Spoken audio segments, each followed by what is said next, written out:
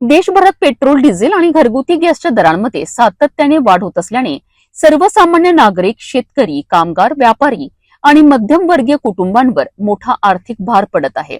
त्यातच अनेक भागांमध्ये निर्माण झालेल्या इंधन टंचाईमुळे नागरिकांना मोठ्या अडचणींचा सामना करावा लागतोय। इंधन दरवाढीमुळे वाहतूक खर्च वाढला असून जीवनावश्यक वस्तूंच्या किमतीही गगनाला भिडल्या आहेत। शेतकऱ्यांच्या शेतीमाल वाहतुकीचा खर्च वाढला असून उद्योग, व्यवसाय आणि दैनंदिन व्यवहारांवरही त्याचा गंभीर परिणाम होत असल्याचा आरोप काँग्रेसने केला आहे। या पार्श्वभूमीवर नांदेड जिल्हा काँग्रेसच्या वतीने जिल्हाधिकारी कार्यालयावर मोर्चा काढत विविध मागण्यांचे निवेदन सादर करण्यात आले। यामध्ये पेट्रोल, डिझेल आणि घरगुती गॅसच्या वाढीव दरात तत्काळ कपात करावी, राज्यातील इंधन टंचाई दूर करावी, सर्व पेट्रोल पंपांवर सुरळीत पुरवठा सुनिश्चित करावा आणि महागाई नियंत्रणाकरिता केंद्र सरकारने ठोस उपाययोजना कराव्यात अशा प्रमुख मागण्या करण्यात आल्या। तसेच सर्वसामान्य नागरिक, शेतकरी आणि छोट्या व्यावसायिकांना दिलासा देणारे निर्णय तातडीने घेण्याची मागणीही करण्यात आली आहे। मागण्या मान्य न झाल्यास काँग्रेसच्या वतीने मोठे आंदोलन उभारण्यात येईल असा इशाराही देण्यात आलाय।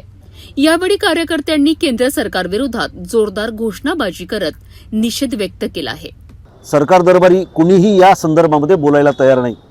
पंतप्रधान तर हे परदेशी दौऱ्यावर गेले, आम्हाला त्यांनी सांगितलं की तुम्ही दौऱ्यावर जाऊ नका, तुम्ही तेल खाऊ नका, तुम्ही सोनं विकत घेऊ नका। म्हणजे सगळी बंधनं ही सर्वसामान्य जनतेला आहे आणि आयाशी करत आमचा पंतप्रधान परदेशामध्ये वाऱ्या करतोय आणि जनता ज्या वेळेला या ठिकाणी विचारते की बा हे आता आम्ही किती सहन करायचं, तर तो म्हणतो की मेलोडी खाओ और खुद जान जाओ। अशा पद्धतीची परिस्थिती महाराष्ट्रात निर्माण झालेली आहे आणि याला काँग्रेसच्या वतीनं आम्ही तीव्र विरोध करतो आहोत। आणखीन दुसरी गोष्ट म्हणजे सरकारने जी साखर निर्यातीवर बंदी आणली त्यामुळे शेतकरी पण अडचण झालेला आहे, साखर कारखानदार पण अडचण झालेले आहेत।